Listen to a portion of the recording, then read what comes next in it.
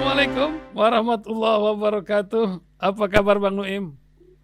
Alhamdulillah baik-baik saja. Waalaikumsalam warahmatullahi taala wabarakatuh. Ini Alhamdulillah. mudah-mudahan kita Nampak aman-aman tentram.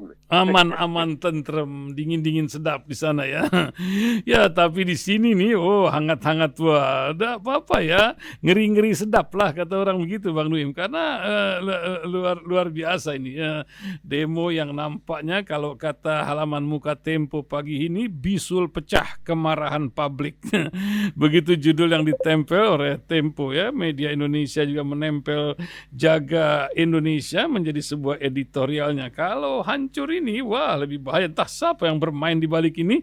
Mungkin Bang Nuim dapat bocoran analisa dari luar sana, karena kan terkadang kalau lihat dari luar itu lebih terlihat lah. Kalau gajah di pelupuk mata tuh suka lupa terlihat. Ya, pergolakan dari pergolakan terjadi di hari-hari ini sampai Hamengkubuwono IX pun perlu mengumpulkan para rektor. Wah, Pak Presiden kemarin sibuk mengumpulkan menterinya ya, dan partai-partai. Nampaknya partai menjadi sorotan. Apa yang Bang Nuim lihat ketika pusat kedaruratan pun diaktifkan? Mungkin kita akan juga bincang tentang Palestina dan juga beberapa pemimpin dunia yang nampaknya dibunuh oleh Israel, mulai dari Abu Ubaidah, begitu statement dari sepihak, belum dua pihak ya, juga di Yaman Houthi pimpinannya Ahmad Ghalib Nasir tewas. Nah, itu menjadi sebuah literasi yang bisa kita bincang pagi hari ini. Mungkin ada tambahan dari seorang Nuim Hayat yang melihat negeri tercinta dari seberang sana. Silakan Bang Nuim. Nah, ini kita selalu menimpakan ya, ini dari luar, gangguan dari luar. Belum tentu pihak luar itu mau melakukan hal-hal yang tidak akan menguntungkan. Apa yang bisa menguntungkan mereka? Mereka bisa mendapatkan, boleh dikatakan misalnya orang menanam modal dan lain sebagainya, itu ditanam modal itu di Indonesia investasi. Kalau Indonesia itu memang dalam keadaan gemah haripah Allah jenawi, aman tentram. Jadi ini kembali kita kepada apa yang dikatakan oleh Bo Ihsan tadi tentang lidah. Lidah kamu, harimau kamu yang mengerekah diri kamu. Ini dia. Jadi kamu hati-hati dengan lidah kamu. Lidah kamu itu berbahaya sekali. Makanya orang kita mengatakan lidah tidak bertulang. Nah, ini ada koneksinya, ada pertaliannya dengan sejarah ya. Konon, nah ini harus dipakai konon, pernah di abad ke-18 menjelang revolusi Prancis, ketika keadaan di masyarakat memang cukup kurang mendukung lah, kurang pokoknya kondusif istilahnya zaman sekarang ini. Konon ada ucapan dari permaisuri namanya Marie Antoinette. Marie Antoinette ini adalah istri dari raja, dari kaisar dari Prancis, yaitu Louis XIV. Dia itu sebenarnya bukan orang Prancis, dia orang dari Austria. Konon dia mengatakan ketika dilaporkan kepada beliau bahwa rakyat dalam kesusahan dan tidak ada roti. Nah, kalau di Indonesia tentunya tidak ada nasi kan. Kalau di Prancis tidak ada roti.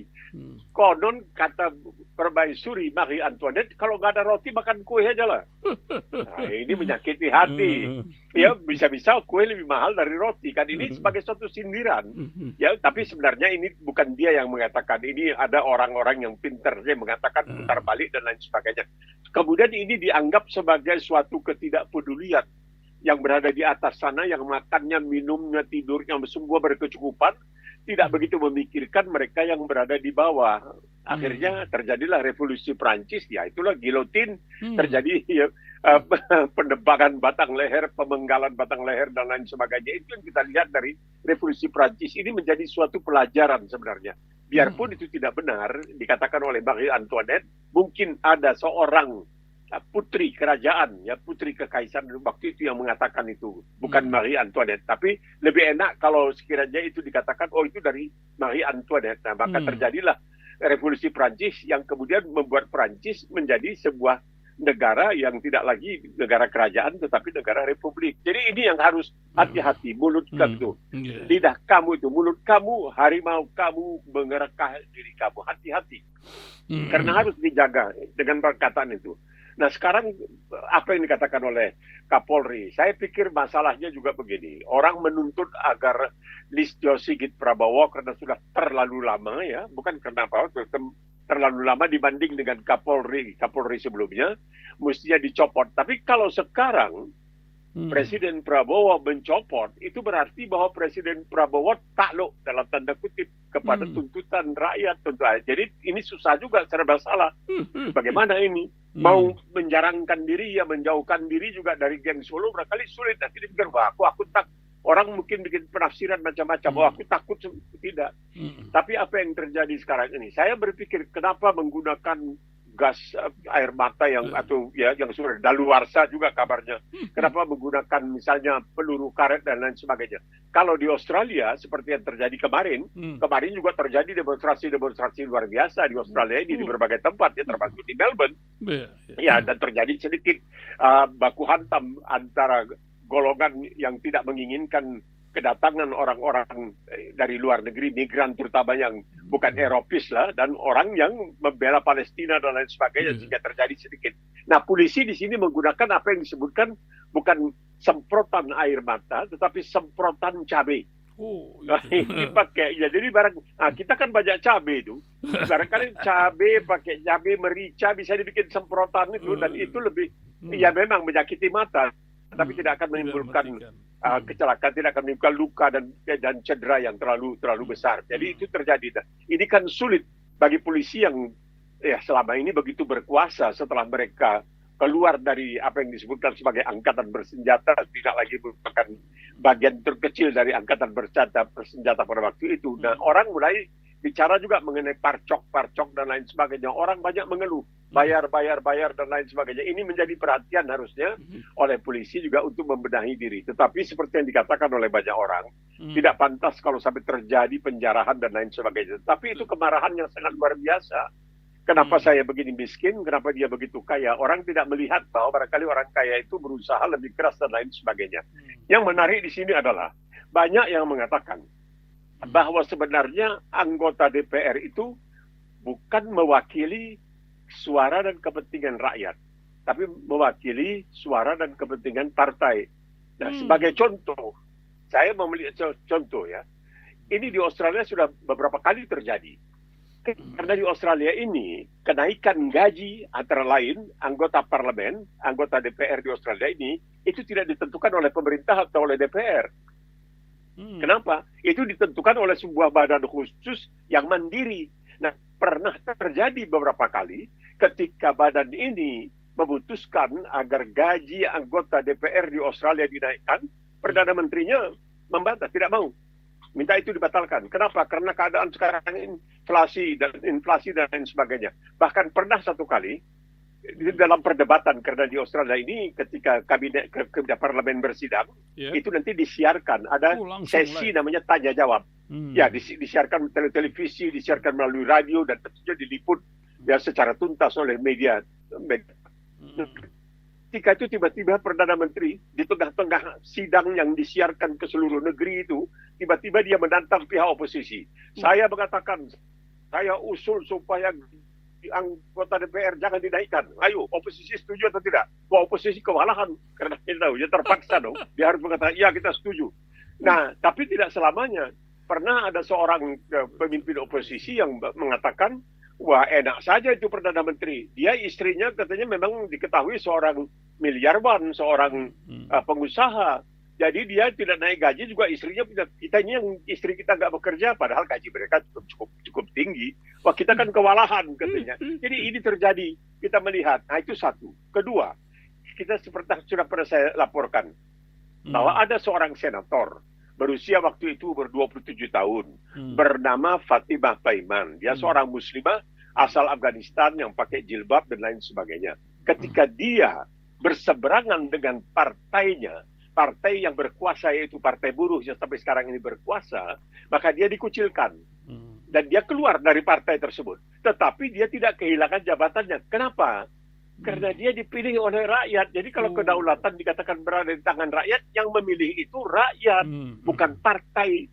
Yang memilih, mungkin partai ikut membantu sampai dia terpilih menjadi senator. Tetapi partai tidak bisa dengan seenaknya melepaskan itu, menonaktifkan, tidak bisa. Partai menonaktifkan dari fraksi, bukan dari DPR atau dari Senat. Nah, ini yang barangkali. Dan dia kemudian dengan lantang bisa menyuarakan dukungannya misalnya terhadap Palestina dan lain sebagainya.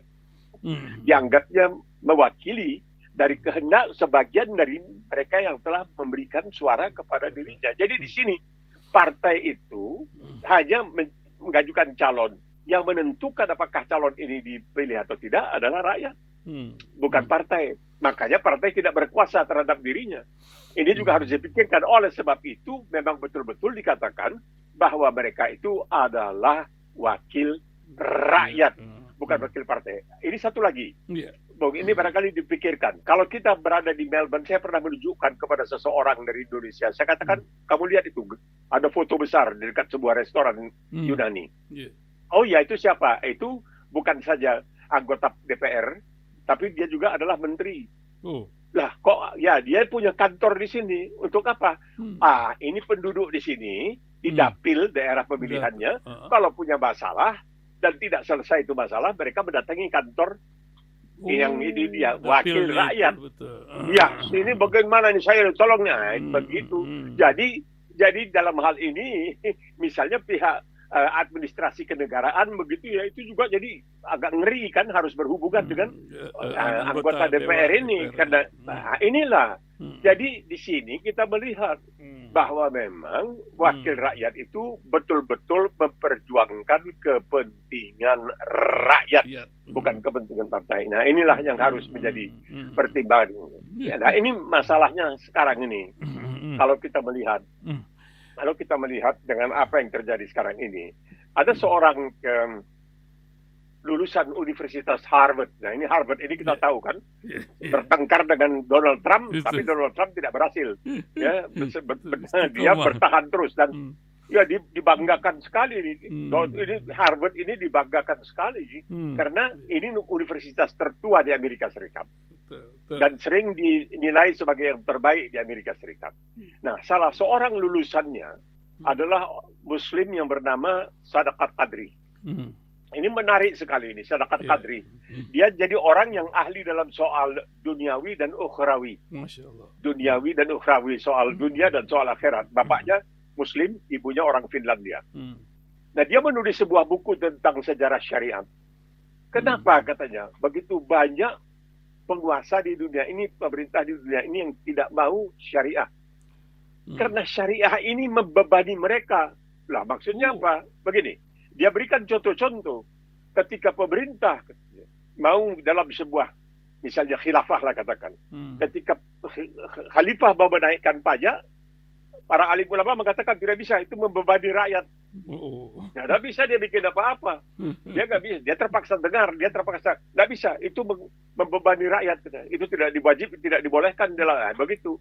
Ketika misalnya seorang sultan di dalam khilafah Utsmaniyah yang berkuasa sekitar 700 tahun mengatakan kepada majelis alim ulamanya, saya menghendaki setiap warga di khilafah ini harus Muslim. Langsung dikatakan oleh para alim ulama, tidak bisa tuanku. Kenapa? Dalam Islam dilarang memaksa orang untuk masuk Islam. Iya, nggak bisa. Nah, jadi dalam hal ini kita melihat bagaimana sebenarnya ajaran yang selalu dikatakan kadrun dan lain sebagainya itu sebenarnya sangat luar biasa. Karena dia sangat mengutamakan keadilan. Keadilan itu untuk semua orang, bukan hanya untuk satu orang, tapi untuk semua orang. Sehingga itu sering dikutip kejadian seorang misalnya seperti sudah dikatakan, dia adalah sepupu Rasulullah SAW, dia adalah menantu Rasulullah SAW, dia adalah orang yang bergelar Imam Ali, dia adalah khalifah keempat dan lain sebagainya, yang dikalahkan oleh pengadilan, padahal dia bertarung melawan seorang non-muslim yang dituduhnya telah melakukan pencurian pakaian perangnya, tapi tidak bisa membuktikan. Nah, ini syariah. Nah, ini yang tidak disetujui katanya. Ini yang dianggap berbahaya. Banyak yang mengatakan ini sangat berbahaya karena padahal tidak kan. Kita mengetahui kalau kita baca buku misalnya ada God Shadow atau bayangan Tuhan. Jadi bayangan Tuhan ini dikatakan khalifah itu adalah bayangan Tuhan di permukaan bumi. Jadi kalau di Indonesia dikatakan bahwa hakim adalah wakil Tuhan di dunia, di peradilan, maka khalifah ini adalah bayangan Tuhan di permukaan bumi. Nah, ini penting dalam buku ini dikatakan banyak sekali kejadian-kejadian di masa khilafah Utsmaniyah itu orang-orang non-muslim yang pindah ke Khilafah Utsmaniyah. Karena mereka mendapatkan perlindungan dan perhatian yang lebih besar di negeri yang menjalankan syariah Islamiyah daripada yang tidak. Nah, tapi kalau sekarang ini kita katakan hal seperti itu, ya bisa berbahaya juga kita ini. Tapi sebenarnya kan ketuhanan yang Maha Esa dan founder-founder bangsa ini sudah mensiapkan ke arah sana. Tapi berkali-kali masyarakat dikecewakan. 63, 64, ya itu bisul pecah lagi. Ada orang bilang suasana mirip-mirip ya. Sedemikian semangat Bung Karno ceramah, tapi rakyat lapar gitu. Dan semangat seperti itu pula ceramah pidato dari pemimpin bangsa yang nampaknya perekonomian entah gimana ini makin kusut saja. Dunia juga begitu. Bukan begitu Bang Nim? Ya ini masalahnya kan. Jadi dikatakan oleh ini sudah jelak, ini sudah berulang kali kita katakan bahwa menurut seorang mantan biarawati, seorang non-Muslim dari Inggris bernama Karen Armstrong, dalam bukunya tentang Nabi Muhammad SAW, dalam bukunya tentang sejarah Islam, bahkan dia mengatakan Muhammad prophet for our time. Muhammad adalah nabi untuk zaman sekarang ini, itu kata mereka. Kalau tidak, masa orang seperti Michael Mann, misalnya Michael Mann itu mengatakan bahwa orang yang paling sukses, yang paling hebat dalam sejarah umat manusia itu nomor 1 dalam bukunya 100 tokoh adalah Muhammad SAW. Karena Muhammad SAW itu paling hebat katanya, nomor 1, padahal dia bukan Muslim dan dia diketahui juga rasis dan lain sebagainya, tapi dia melihat secara objektif. Nah ini dikatakan oleh Karen Armstrong, sesungguhnya Al-Quran itu mengamanahkan kepada umat Islam untuk membentuk sebuah masyarakat yang adil dan beradab, dalam mana setiap anggotanya diperlakukan dengan hormat. Apa salahnya? Ini kan sila kedua dalam Pancasila kalau saya tidak salah. Mohon dikoreksi kalau saya salah. Tapi saya tidak tahu apakah Karen Armstrong ini pernah baca Pancasila atau tidak, wallahu alam. Cuman kesimpulan yang diambilnya adalah bahwa Al-Quran mengamanahkan kepada umat Islam untuk membentuk sebuah masyarakat yang adil dan beradab, dalam mana setiap anggotanya diperlakukan dengan hormat. Setiap anggotanya. Jadi jangan bilang tolol kamu, enggak, jangan. Jangan bilang jangan tolol ya. Kalau orang kalau di Malaysia, di antara umat Islam Malaysia itu, kalau dibilang hang bodoh, kau bodoh, gak apa-apa. Tapi jangan bilang kau hang macam himar, macam keledai. Wah, marahnya luar biasa. Itu marahnya luar biasa. Nah inilah. Jadi sebelum kamu buka mulut kamu, sebelum kamu joget-joget juga barangkali ya di gedung parlemen, sebelum kelihatan tidur dan lain sebagainya, nah, ini apakah betul bahwa setiap kali sidang itu memenuhi quorum atau tidak, kita juga tidak tahu kan, karena banyak orang bilang, wah, teken, tanda tangan, lalu menghilang. Walau alam kita tidak tahu, ini mesti dibuktikan. Luar biasa. Bang Lim, dunia pun sedang tidak baik-baik saja. Nampaknya energi kita ini untuk mendengarkan berbagai kisah ini harus ditambah lagi di tengah zaman yang katanya sudah hampir di akhir zaman. Kemarin dapat kabar Perdana Menteri Houthi Ahmad Ghalib Nasir tewas. Ini Abu Yaman luar biasa semangatnya untuk menentang Zionis Israel. Luar biasa, tapi juga ada korban yang baru sepihak disampaikan bahwa pimpinan Hamas, juru bicara yang sering tampil ya Abu Ubaidah, dikabarkan juga tewas. Baru sepihak kabarnya. Mesir apakah 40.000 pasukan ini untuk apa? Apa berani Mesir? Masihkah punya nyali ini pimpinan yang ada ini, wallahu alam bisawab. Apa yang Bang Nuim lihat dari pergolakan yang ada, Bang?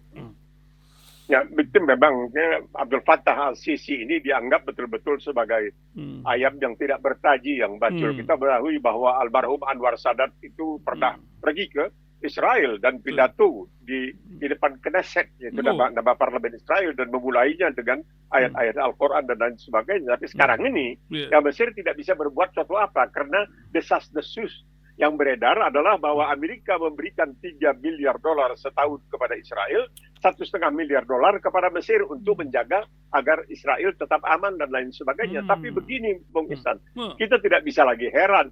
Oke, Al-Qassam, itu yang namanya Abu Ubaidah dari Al-Qassam. Al-Qassam ini kan dari jihad Islamnya, kalau tidak salah saya. Itu tidak menjadi masalah lagi sekarang ini. Bahwa pemimpin Houthi di Yaman itu tidak jadi masalah lagi. Karena apa? Coba bayangkan.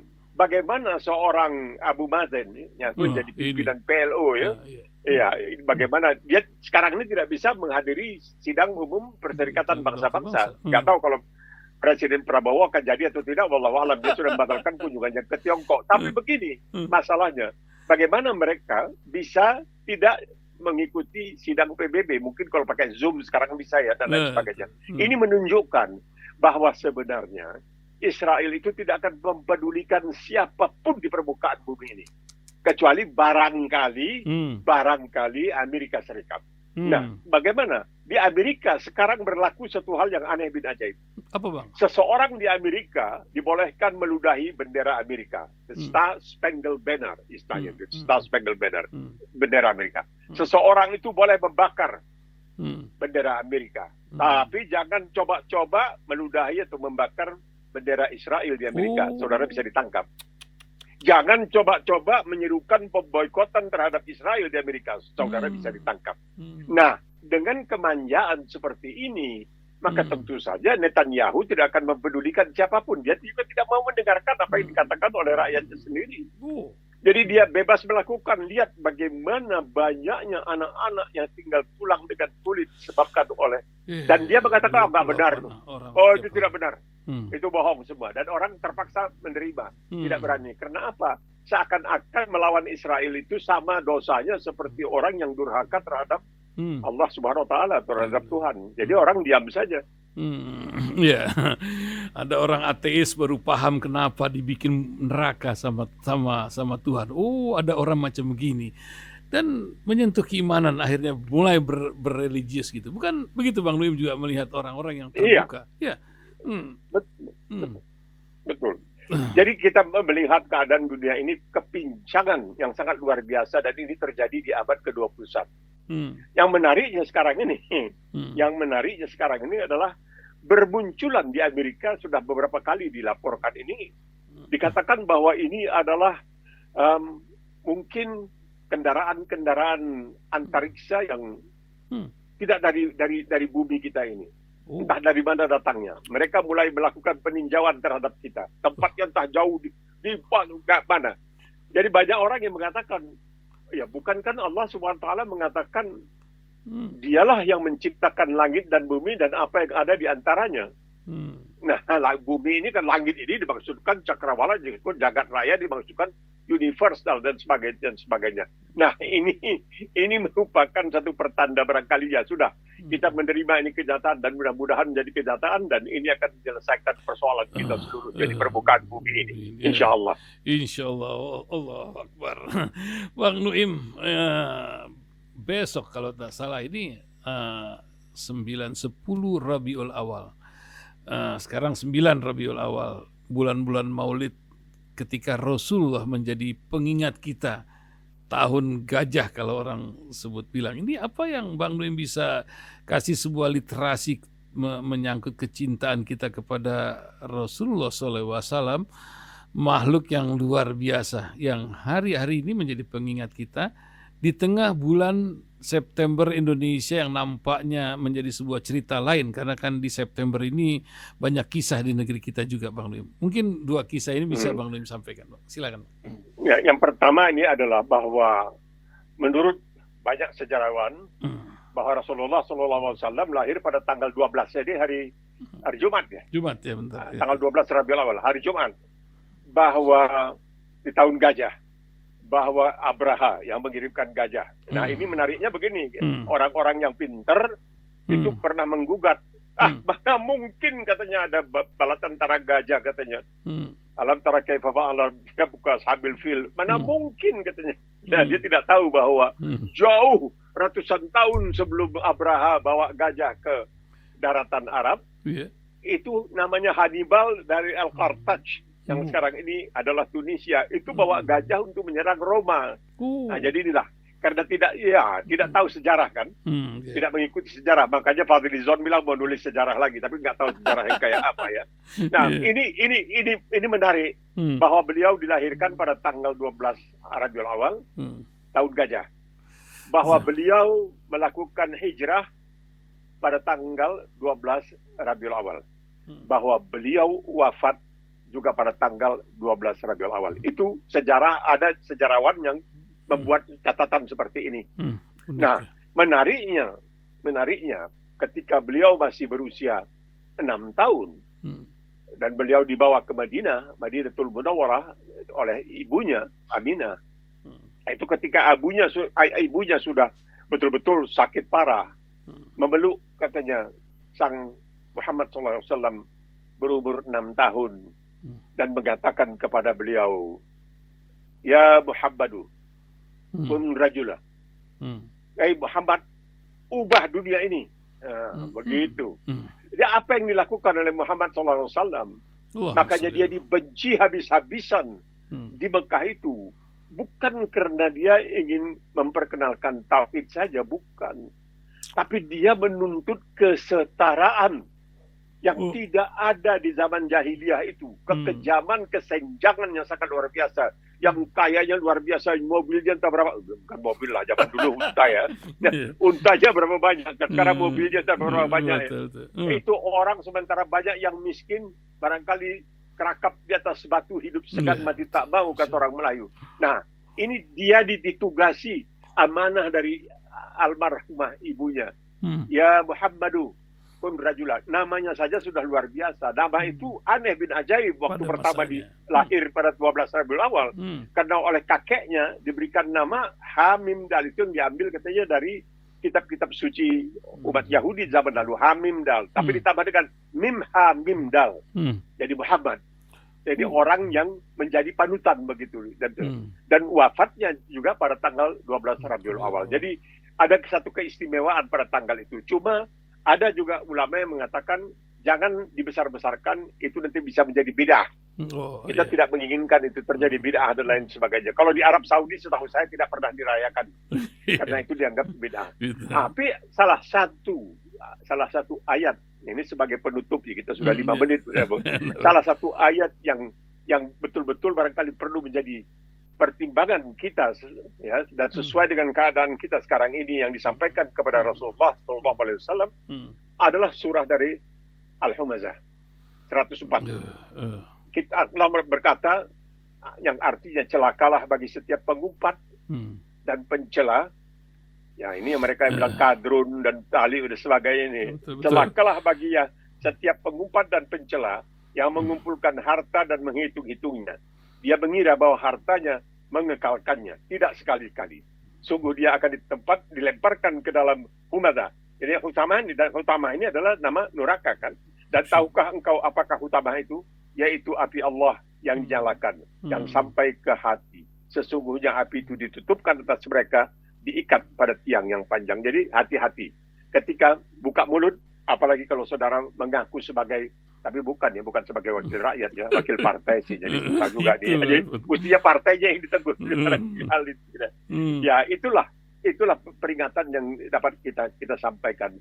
Dan ini yang barangkali bagi banyak umat Islam diwaspadai karena usaha-usaha yang dilakukan, ucapan-ucapan yang dilakukan untuk sangat mengecilkan peranan Islam di dalam kehidupan bangsa kita. Jadi alhamdulillah bahwa Presiden Prabowo memanggil para pemimpin organisasi-organisasi Islam, ya mungkin mereka bisa memberikan masukan kepada Presiden dan barangkali mengatakan ya mungkin jangan terlalu dibebani rakyat itu dengan berbagai macam pajak. Di samping itu orang-orang yang korup, kenapa orang seperti misalnya Sylvester Matutina itu kok? Nah ini mana dia? Wa idza hakamtum bainan nas, ketika kamu menghukum di antara manusia, wa idza hakamtum bainan nas an tahkumu bil adil. Ketika kamu menghukum di antara manusia, hukum secara adil. Nah, jangan Gus Dur masuk langsung masuk penjara. Nah, ini sudah ingkrah dan segala macam di Mahkamah Agung bisa gentayangan. Nah, ini tidak menguntungkan masyarakat kita secara keseluruhan dan pemerintah kita juga secara keseluruhan. Masya Allah.